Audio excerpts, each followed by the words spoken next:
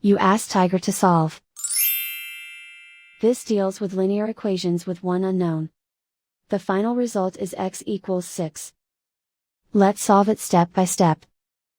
Simplify the expression. Expand the parentheses. Simplify the arithmetic. Expand the parentheses. Multiply the coefficients. Simplify the arithmetic. Group like terms. Simplify the arithmetic.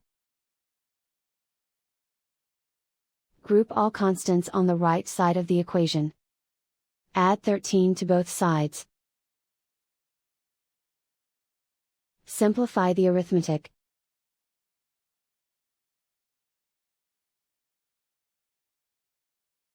Isolate the x. Divide both sides by 9.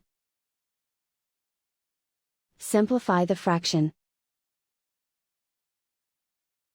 Find the greatest common factor of the numerator and denominator. Factor out and cancel the greatest common factor. And so the final result is x equals 6.